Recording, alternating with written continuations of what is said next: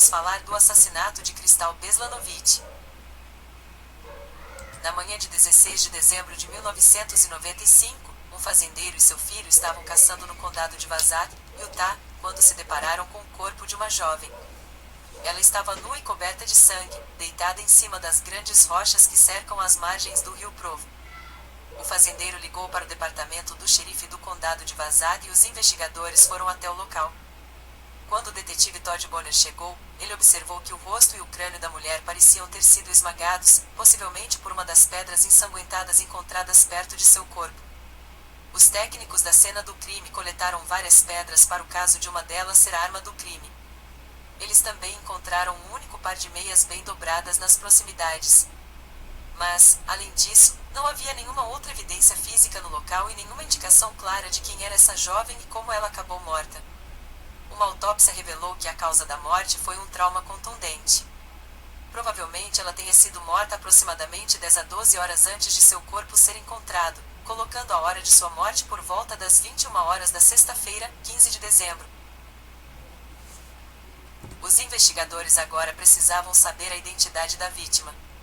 As únicas pistas eram um anel em seu dedo e 3 tatuagens distintas, um número 6 em sua mão esquerda, uma série de flechas em seu braço esquerdo e 2 corações entrelaçados com o nome Crisa acima de seu seio esquerdo.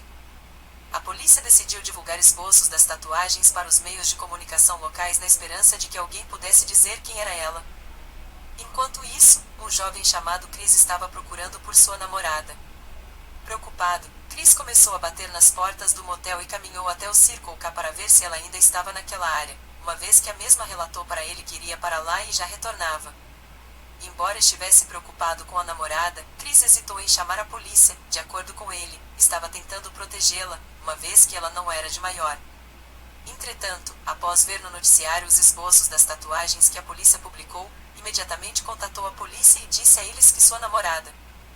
Quando a polícia começou a investigar a morte de Cristal, Chris estava no topo da lista de suspeitos. Ele era o namorado dela, mas a polícia suspeitava que ele também estivesse procurando trabalho sexual para ela. No final das contas, não havia nenhuma evidência que ligasse Chris ao assassinato, e a polícia determinou que ele não tinha nenhum motivo para matá-la. Chris dependia financeiramente de Cristal, ela era o ganha-pão de longe. Além disso, Cristal foi morto em uma área rural quase 1 hora fora da cidade, e Chris não tinha carro. Cristal Lynn Beslanović, de 17 anos, cresceu em Spokane. Ela era uma garota inteligente e sonhava em ser escritora. Mas quando ela começou a sair com uma multidão difícil em Spokane Junior High, sua vida começou a espiralar. Aos 12 anos, Cristal começou a usar drogas e logo se envolveu na prostituição. Nos anos seguintes, ela teve vários desentendimentos com a polícia. Quando jovem, ela havia sido presa por roubo, prostituição, agressão e drogas. Os detetives entrevistaram mais de 30 pessoas relacionadas ao caso de Cristal, incluindo outras profissionais do sexo que podem ter visto ou ouvido algo na noite de seu desaparecimento. O detetive Bonner trabalhou como investigador principal no caso de Cristal por 2 anos. Sua equipe viajou por todo o estado, perseguindo pistas. Mas, infelizmente, a trilha não levava a lugar nenhum. A única evidência que eles tinham era o perfil parcial de DNA de um macho estrangeiro que foi encontrado na rocha que provavelmente foi usada para espancar Cristal. O uso de DNA em casos criminais ainda era relativamente novo na época, o agora amplamente usado banco de dados CODIS tinha apenas alguns anos. Como o DNA não correspondia a nenhum dos suspeitos atuais, a polícia ficou sem opções. O caso de Cristal esfriou.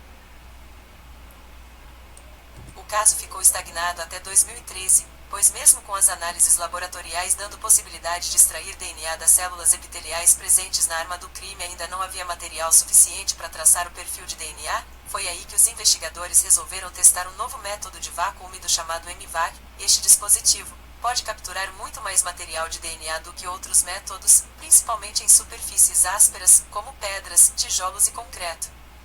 Por isso ele foi de grande importância neste caso. O método de coleta deste dispositivo consiste em aplicar uma solução estéril à superfície e simultaneamente aspira a vácuo o material de DNA do substrato-alvo. Então a solução e o material de DNA são capturados no frasco de coleta, depois são filtrados e estão prontos para serem enviados para o laboratório.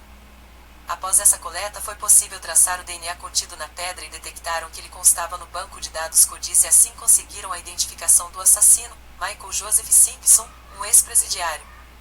Haviam algumas coincidências entre seu DNA e o material genético extraído da pedra no local do crime, mas os peritos precisavam de uma amostra recente para confirmar suas suspeitas e ligar Joseph ao local do crime. Então os investigadores seguiram Simpson durante vários dias para obter algum objeto que pudesse conter seu material genético, como uma colher ou um copo.